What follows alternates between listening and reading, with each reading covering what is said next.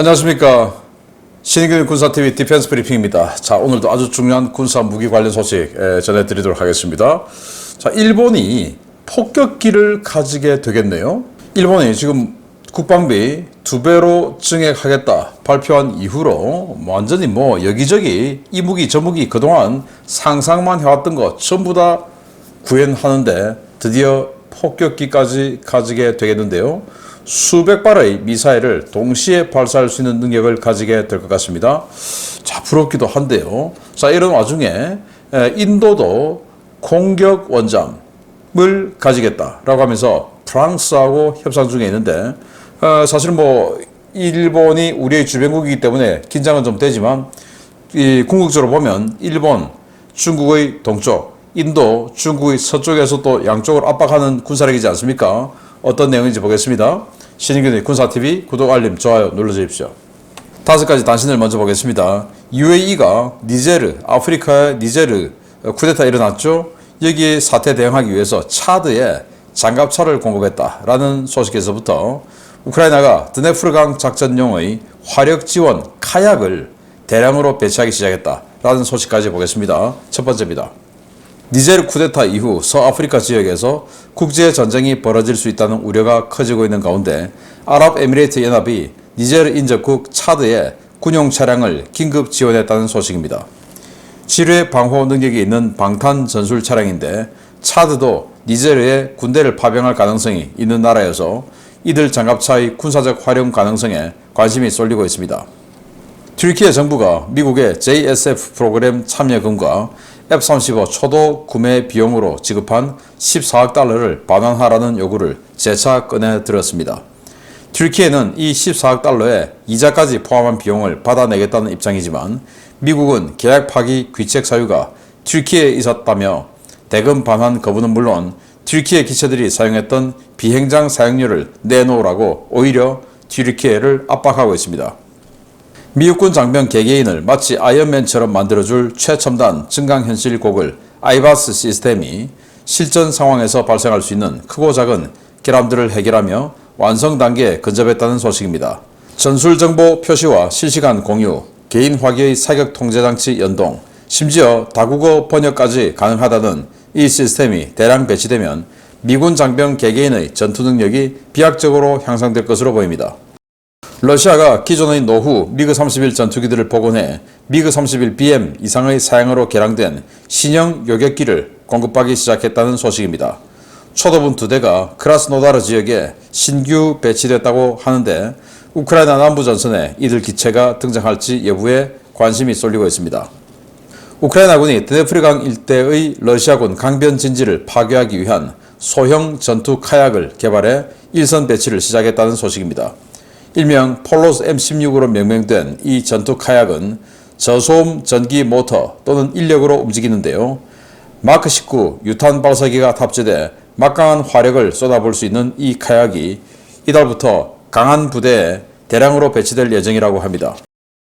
UAE가 이런 소형 전술 장갑차를 차드에 공급한다.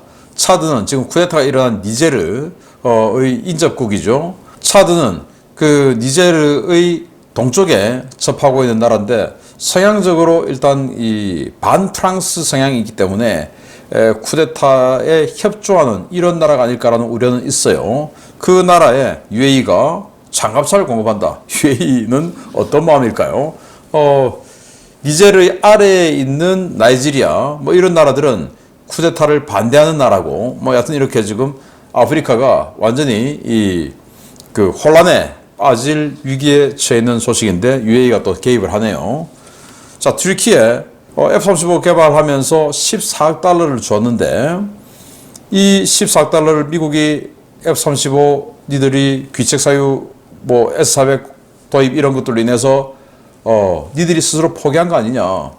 원래 계약금 갑이 을이 계약을 하는데 어떤 상황에 따라서 계약금 날리는 수 있죠. 그래서 미국은 니들이 계약금 날린 상태다 라고 하는 거고 튀르키예는 뭐라는 거냐.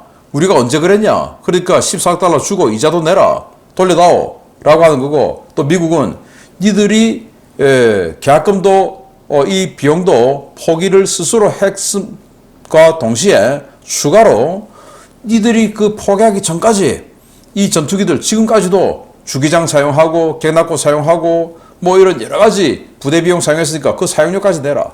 지금 이러고 있는데 제가 봤을 때 미국이 조금 이거는 심한 처사가 아닌가 저는 그렇게 생각합니다. 정말 튀르키예 어쨌든 잘못된 선택으로 정말 황당한 지경에 가고 있는데 또 미국이 또 설상가상으로 F-16 전투기 튀르키예가 270대나 가지고 있는데 그거 업그레이드 사업 그것도 허락해주지 않고 또 F-16V 추가 도입 그것도 안 해주고 F-35도 안 주고 뭐 이러고 있으니까 튀르키예는 완전히 그냥 열받는 상황이죠.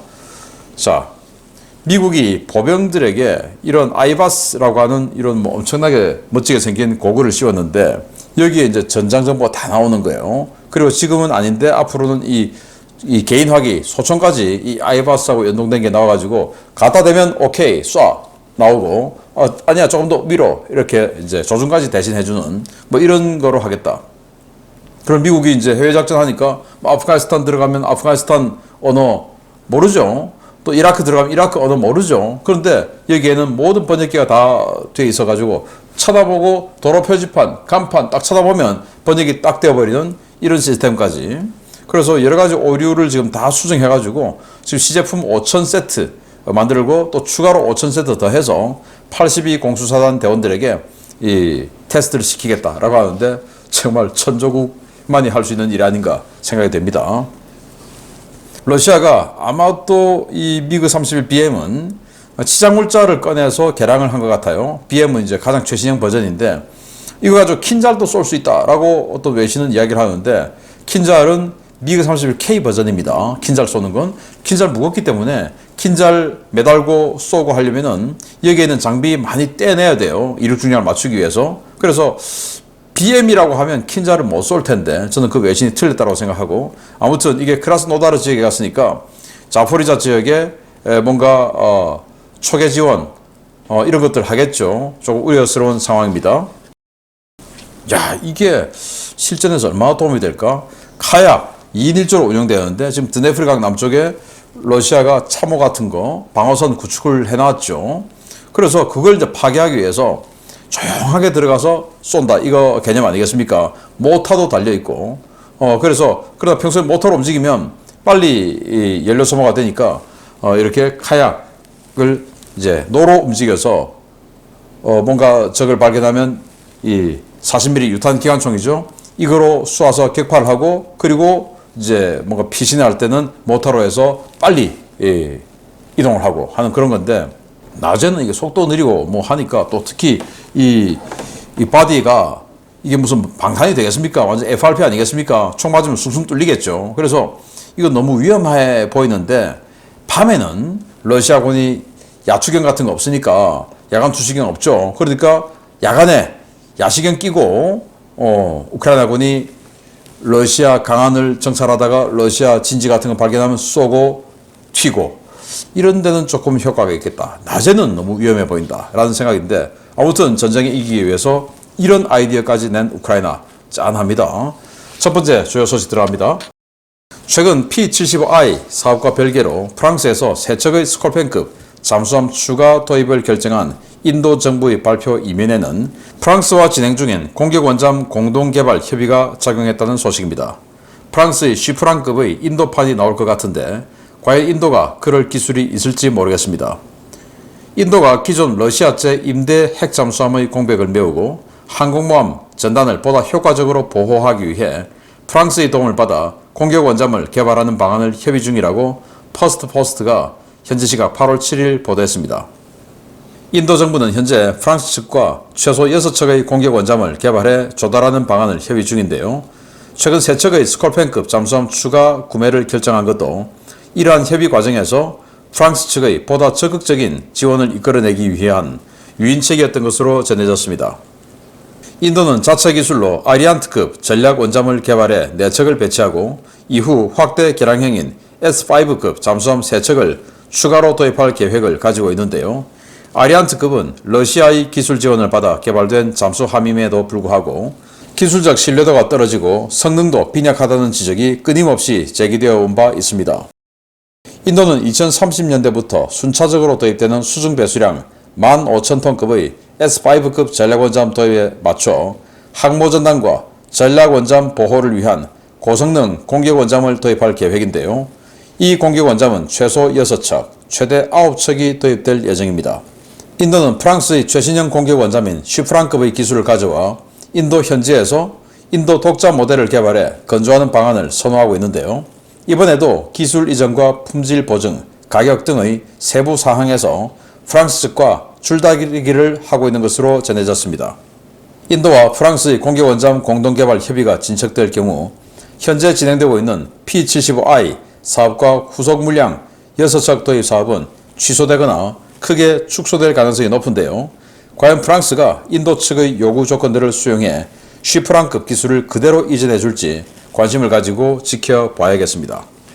우리에게는 바라쿠다급이라고 널리 알려져 있는 핵잠수함, 공격 핵잠수함이죠. 슈프랑급 한 5,000톤 정도의 덩치인데 바로 이겁니다. 이 기술을 가지고 프랑스로부터 기술 지원을 받아서 인도 독자 핵잠수함, 공격용 핵잠수함 SSN이죠,를 개발하겠다라는 건데, 인도는 러시아의 기술 지원을 받아서 이 국산 아리안트급 전략원잠을 가지고 있어요. 전략원잠이 좀 크지는 않습니다. 7,000톤급. 여기에 1,500km 날아가는 단거리, 핵미사일로선 단거리죠. SLBM 12발을 탑재를 하는 전략원잠인데, 벵골만 이런 데서 중국의 그 티벳 지역을 넘어서서 중국 서쪽을 때리는 이런 용도로 만든 원잠이에요. 그런데 인도는 이 전략원잠 있고 또 항공모함 있죠. 그러면 전략원잠과 항공모함을 보호하는 공격원잠이 있어야 되는데, 그 공격원잠 한 척 아쿨라급 러시아로부터 임대해서 쓰다가 이제 돌려주고 이제는 없어요. 그래서 프랑스로부터 이거 도입해서 쓰겠다라는 건데, P75I, 그리고 우리 한국의 3,000톤급 잠수함도 들어갔다가 이제 포기하고 했는데, 이 사업과 별개로 느닷없이 프랑스 잠수함 3척 더 구매하겠다, 디젤 잠수함, 이렇게 선언했던 게 바로 여기 기술 지원 조금 더 받아내기 위함 아닌가라는 건데, 이 인도가 이 아리안트급이 덩치가 작으니까 이렇게 S5급 12,000km 날아가는 SLBM 쏠 수 있는 진짜 전략원잠 이거 만들겠다라고 하는데, 이것도 보호해야 되죠. 그래서 공격원잠 프랑스로부터 도입하겠다. 우리 한국이 공격원잠 만들겠다라고 할 때 그 모델 또 우리가 도입하자, 수입하자라고 했던 게 바로 바라쿠다 아닙니까? 그래서 인도가 어떤 조건으로, 어떤 가격으로 계약이 되는지 우리는 관심을 가지고 지켜봐야겠다. 왜? 우리도 필요하니까. 자, 두 번째인데요. 아주 간단한 개조만으로 수송기를 전략 폭격기로 바꿔주는 미 공군의 래피드 드래곤 시스템에 대한 일본의 관심이 정말 지대한 것 같습니다. 일본이 자국산 수송기 C2를 개조해 일본판 래피드 드래곤 시스템을 도입할 준비를 하고 있다는 소식입니다. 이 사업이 완료될 경우 동북아시아 전략 환경에 큰 변수가 될 전망입니다. 일본 방위성이 항공자위대의 적기지 공격 능력을 비약적으로 끌어올리기 위해 C2 수송기에 파레트 탑재형 중장거리 미사일 운용 능력을 부여하는 방안을 추진하고 있다고 지지통신이 8월 7일 보도했습니다. 방위성 관계자는 C2 수송기에 장거리 미사일을 탑재할 경우 보다 안전한 공역에서 장거리 미사일을 발사함으로써 생존성과 적기지 타격 능력을 크게 향상시킬 수 있다라며 이번 사업 추진 배경을 설명했습니다. 방위성은 올해 예산에서 이미 미화 2,500만 달러 규모의 초기 연구 자금을 배정했고, 항공기 개조는 물론 미사일 조달 관련 예산을 내년 회계연도 예산에 배정할 예정인데요. 신속한 전력화를 위해 미국의 제즘-2R을 도입하고 현재 진행 중인 12식 미사일 기반 장사정 스텔스 미사일의 파레트 투발형도 개발을 서두르기로 했습니다. 최대 이륙 중량 120톤으로 C-130과 C-17의 중간쯤에 위치하는 C2 수송기는 일본이 심혈을 기울여 개발한 고성능 중형 수송기인데요. 37.6톤의 화물을 만재한 상태에서도 2,300m 길이 활주로에서 이륙할 수 있고 900m 활주로에서 착륙할 수 있는 높은 성능을 자랑하는 기체입니다. 이 수송기는 8개의 463리터 규격 표준 파레트를 적재할 수 있는데요. 미 공군 레피드 드래곤 규격의 파레타이징 런처와 같은 사이즈로 발사 시스템을 제작할 경우에 최대 36발의 미사일 탑재가 가능할 것으로 보입니다. 일본은 예산 문제로 C2 수송기의 도입량을 22대에서 끝냈는데요. 일본판 레피드 드래곤이 전력화되면 한동안 중단되었던 C2 수송기의 생산이 재개될 수도 있어 이번 결정이 동북아 전략 환경에 미칠 영향에 관심이 쏠리고 있습니다.